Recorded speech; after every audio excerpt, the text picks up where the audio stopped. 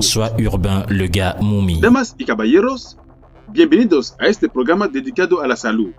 En la edición de hoy, nos adentramos en el espacio que ocupa la comunicación en la figuría digestiva y contamos con la presencia del Dr. Arturo García Pavía, cirujano digestivo y general. No se muevan. Doctor Arturo García Pavía, buenas tardes. Buenas tardes. Usted es cirujano digestivo y trabaja en el Hospital Puerta de Hierro en Madrid. ¿Cómo podría describir su especialidad en cirugía y qué importancia tiene la sensibilización de la población sobre las enfermedades digestivas? Bueno, muchas gracias por la entrevista. Bueno, mi especialidad es cirugía digestiva, efectivamente, y se trata de operar y en general reparar o cortar o quitar algunos órganos que puedan estar enfermos en el abdomen, en la tripa. Es una especialidad que trata sobre todo enfermedades derivadas, provocadas por cáncer. Es la principal patología en España y es la principal actividad que hacemos, tratar el cáncer. Esa es prácticamente el 90% de nuestra especialidad. Y luego otra de las enfermedades que tratamos más pues son los problemas de las hernias inguinales o hernias del ombligo. Ese es sería un resumen rápido de mi especialidad.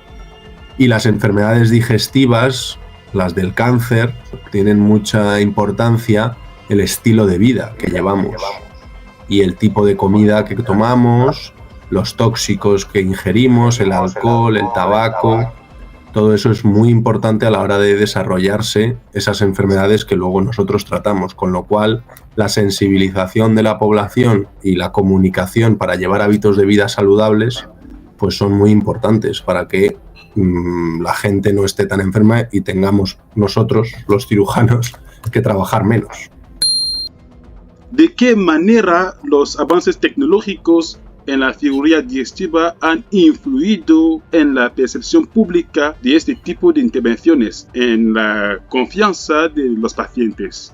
Bueno, hoy en día, gracias a YouTube y a Internet en general, es fácil que cualquier paciente, cualquier persona pueda obtener mucha información sobre una determinada enfermedad. Puede ver incluso operaciones y pueden verse cosas en YouTube de operaciones que los cirujanos digestivos hacemos.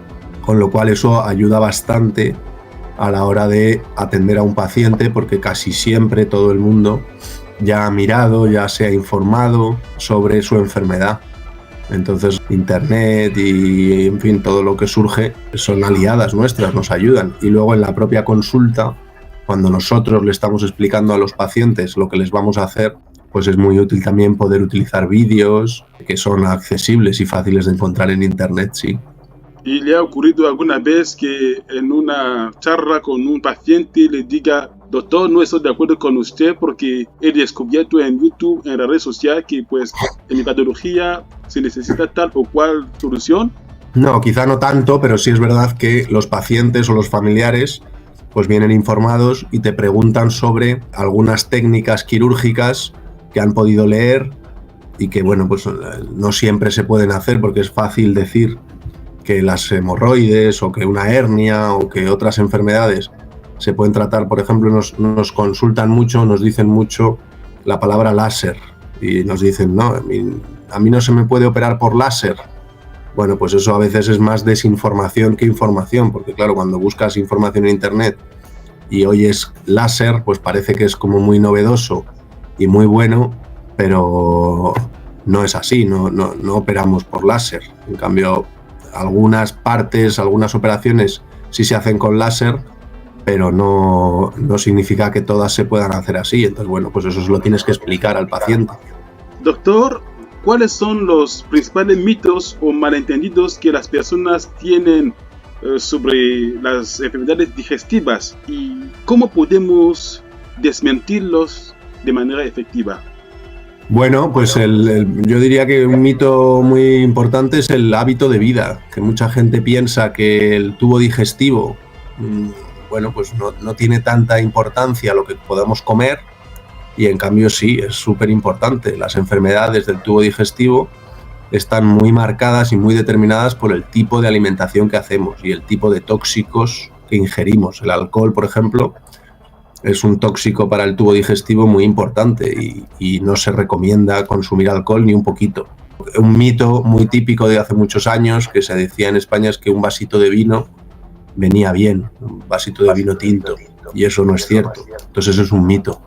El tabaco, por ejemplo, que sabemos que afecta a los pulmones, eso lo sabe todo el mundo, pero también afecta mucho al tubo digestivo, al estómago, produce gastritis.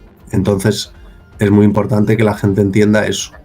Y luego los alimentos procesados, la comida no natural, las carnes ultraprocesadas, saladas, los embutidos, ese es otro mito también que se puede asociar en España, que se consume mucho embutido y mucha carne roja a algo saludable y no lo es. Entonces es pues otro mito que la sociedad todavía no lo tiene muy interiorizado, que las carnes rojas y carnes ultraprocesadas, los alimentos salados, por supuesto todos los alimentos de bollería, azúcares, todo eso favorece las enfermedades digestivas. La obesidad, que la gente obesa tiene más enfermedades digestivas, el sedentarismo, no hacer deporte. Pues en todas estas cosas, algunas están interiorizadas en la población y otras son mitos que al revés, la gente considera que hasta son saludables, como te decía, el vasito de vino o los embutidos, y no lo son. No es inútil, doctor, recordar que usted llevó mucho tiempo trabajando en Camerún, un país de África, y ahí también hay ciertos mitos que sobresalen entre los distintos pacientes y habitantes de la capital, que dicen, por ejemplo, que si uno bebe, se muere. Si no bebe, también se muere. Entonces, mejor beber y morirse después. Porque algún día le conté a algunas personas que no está bien tomar cerveza, alcohol, cuando uno padece hemorroides. Y uno me contestó, oh, si debo abandonar el vino o la cerveza, me muero.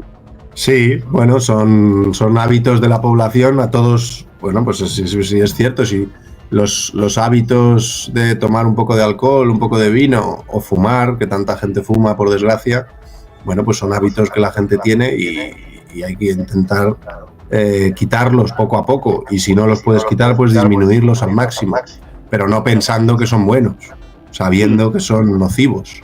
Sí, entonces con toda su respuesta anterior entendemos que habla de la prevención, que hay que evitar algunas cosas, algunos comportamientos para evitar la enfermedad, y esta prevención es un aspecto clave en la salud digestiva. ¿Cómo considera que los medios de comunicación y las campañas de sensibilización pueden construir o contribuir a promover hábitos saludables para prevenir enfermedades digestivas?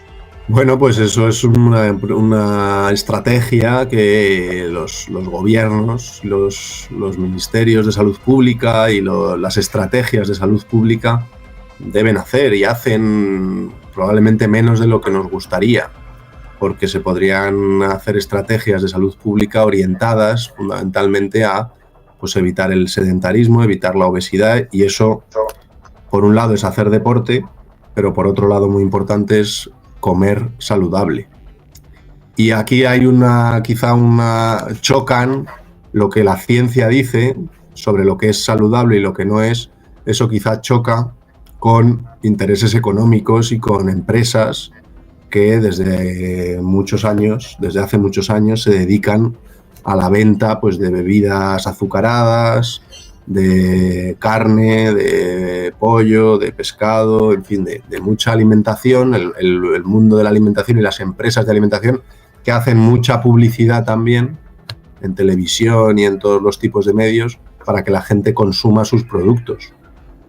Entonces, pues bueno, es muy importante que las estrategias de salud pública, pues obviamente tienen que ir en direcciones diferentes porque no hay unos intereses económicos detrás a las estrategias de las empresas. Con lo cual, pues es informar a la gente, e incluso, igual que se prohíbe el alcohol en menores de edad o el tabaco, pues no sería descabellado pensar que determinadas bebidas azucaradas o determinada bollería o determinados alimentos ultraprocesados que se sabe que son nocivos, pues también pudieran ser prohibidos en alguna ocasión o pudieran tener o se dificultara mucho su acceso para que la gente los consumiera menos, porque además se da la circunstancia que eso ocurre probablemente en casi todo el mundo, que la gente con menos recursos económicos normalmente tiene más fácil acceso, porque es más barato, a la comida de peor calidad, con lo cual, además de que es gente con menos recursos económicos, se facilita que consumiendo alimentos de peor calidad a medio y largo plazo puedan tener encima más enfermedades, y está claramente demostrado que la obesidad, por ejemplo, en el mundo, en España, está asociada a las clases sociales menos pudientes, mientras que las clases sociales con más recursos, la obesidad es menor y consumen alimentos de mejor calidad. Doctor, en su experiencia, ¿cómo influye la comunicación efectiva entre cirujano y el paciente en el éxito de la intervención y la recuperación, especialmente en un entorno social y cultural diverso? Bueno, pues eso es muy importante, porque cuando un paciente llega a nosotros, a los cirujanos, pues ya no se trata de hacer prevención. Por suerte, por desgracia, en mi especialidad ya la gente llega enferma y hay que hacer un tratamiento. La prevención se hace antes y probablemente por otros especialistas, estrategias de salud pública, por médicos de familia, por nutricionistas, hay muchísimo contenido en internet, en Instagram, en distintos sitios de divulgadores que hablan mucho de la alimentación sana, y esa es la prevención. Pero cuando ya un paciente llega a mí con una enfermedad, pues ya no hay que prevenirla, lo que hay que hacer es tratarla, y es muy importante. Antiguamente el cirujano tenía el estereotipo de ser una persona que se dedicaba a cortar y pegar y nada más, una especie de fontanero. Pero ya hoy en día eso ha cambiado mucho, porque eso lo seguimos haciendo, pero está demostrado también que la relación con el paciente y explicarle bien lo que se le va a hacer, e incluso prepararse el paciente para llegar a la operación en mejores condiciones. Normalmente, por la organización normal, cuando tú le dices a algún paciente que se tiene que operar, pasan 2, 3, 4 semanas o a veces más tiempo hasta que se puede operar. Entonces, aprovechar ese tiempo para explicarle al paciente, insistirle y ayudarle a llegar a la operación en muy buenas condiciones, habiendo comido bien durante ese mes, habiendo hecho ejercicio, habiendo perdido algo de peso, no fumando, no bebiendo, pues eso es un seguro de vida casi para que la operación luego vaya bien, porque los cirujanos, pues técnicamente hacemos lo que hay que hacer, que es cortar y pegar, o extraer algún tumor o extraer algún órgano, pero la recuperación del paciente depende de muchísimos más factores, y es mucho más importante cómo está el paciente antes y la confianza que tiene el paciente en el sistema, y el cómo ha llegado a la operación es casi más importante que la técnica quirúrgica, con lo cual es muy importante explicarle y utilizar esa comunicación, utilizar la empatía, no regañar a los pacientes porque no hagan las cosas a veces bien, sino intentar ayudarles, acompañarles, darles opciones. Es muy importante que el paciente confíe en el cirujano. Eso estoy convencido, probablemente no hay nada demostrado, pero estoy convencido que cuando un paciente confía en el cirujano, y la familia también, porque el cirujano se lo ha explicado todo muy bien y le ha ayudado en la preparación, estoy seguro que las operaciones van mejor. Y mientras usted habla de confianza, que el paciente debe confiar en usted, en el cirujano, yo conozco a alguien a quien un médico propuso una operación quirúrgica para acabar con su hemorroide, pero el miedo y la ansiedad le desanimaron. ¿Qué estrategias de comunicación considera que son más eficaces para reducir la preocupación de los pacientes en este contexto? Yo quiero también añadir a esta pregunta si en cuanto al cirujano sigue alguna formación en comunicación con los pacientes. Bueno, la palabra que más nos gusta utilizar, o por lo menos a mí, es la empatía, que es ponerte en el lugar del paciente, cuando hace preguntas, cuando expresa dudas y todo, en lugar de ver eso como un rechazo, como un problema. Entender que las dudas del paciente y depende mucho de los niveles socioculturales de cada paciente, y luego no se trata de que el paciente, que también es una cosa muy clásica, que el médico piense que el paciente tiene que confiar en el médico a pies juntillas y pase lo que pase, no. Ya hoy en día eso es más antiguo y eso ha cambiado. y el médico tiene que conseguir que el paciente confíe en él. No es el paciente el que tiene que confiar porque sí, sino el médico tiene que conseguir que el paciente confíe en él. Y en general no es difícil, porque el paciente tiene un problema, quiere que se lo intenten arreglar y con un poquito de mano izquierda y sobre todo con empatía, pues es fácil explicar las cosas y resolver los miedos. El principal miedo que expresa siempre la gente cuando se va a operar es miedo al dolor, porque a nadie nos gusta sufrir dolor. Y por desgracia también ninguna operación se puede hacer sin dolor. Pero es verdad que hoy en día es muy sencillo y gracias a los anestesistas que también trabajan y gracias a la medicación que se utiliza en los hospitales y en casa, el dolor insoportable es algo que ya no existe o que no debería existir en ninguna operación, ni siquiera en las de las hemorroides, que suelen doler bastante, pero hay calmantes para eso. Entonces, cuando eso se lo explicas a alguien antes de que se opere, pues suele ser suficiente. Y bueno, pues a veces se necesitan 2, 3, 4 consultas para que la gente se convenza. Y si no se convence y no se quiere operar a alguien porque no quiere, pues no pasa nada. Más adelante ya se operará o no. Entonces eso es una decisión de cada uno.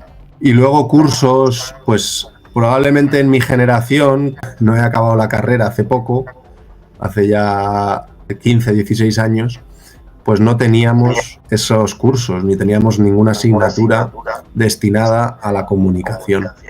Pero como es algo que está muy en boga ahora y se está poniendo muy de moda, pues en los actuales planes de estudios y en las universidades actualmente sí que hay este tipo de talleres y estrategias y cursos y formas de hablar, sobre todo para eso, para conseguir empatía.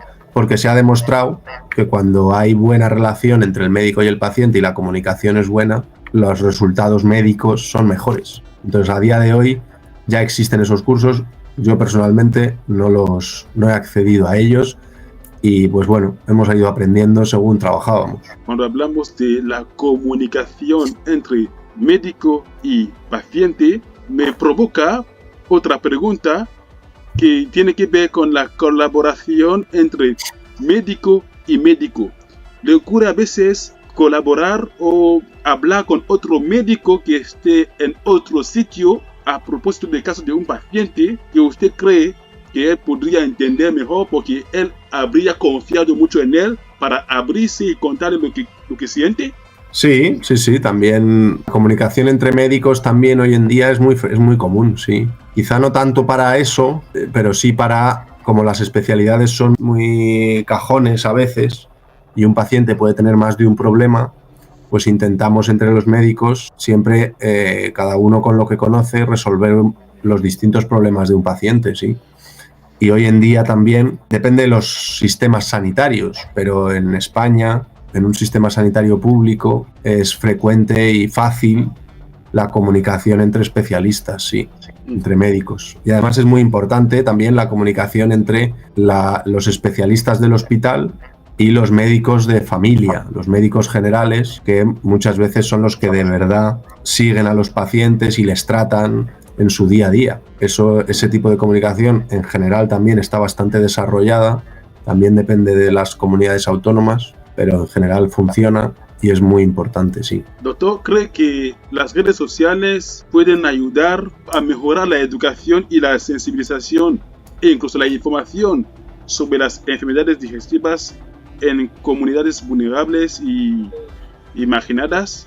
Pues yo creo que sí, claro que pueden. Es verdad que igual que en Europa o en España, pues en Camerún también o en zonas empobrecidas, existe yo creo también esos dobles intereses, ¿no? El interés de la salud pública y de que la salud de la población sea lo mejor posible. Hay cosas que se saben que son nocivas y en cambio los intereses de las industrias alimentarias o de las bebidas que no tienen interés en salud de la población sino en vender su producto, productos que se saben también que son nocivos. Entonces en España ya es así también, con lo cual en zonas empobrecidas probablemente la distancia en sitios empobrecidos en donde no hay un sistema de salud pública desarrollado, pues sí que llega lo otro, las industrias, llega a todos lados, el tabaco también y los productos azucarados y los bollos, la comida ultraprocesada en todos los sitios. Con lo cual las redes sociales y los divulgadores que se dedican a divulgar sobre productos de salud y alimentación saludable, que existen muchos en Instagram, en Facebook, en fin, en todo eso, pues pueden ser muy útiles en zonas y en sitios en donde la salud pública estatal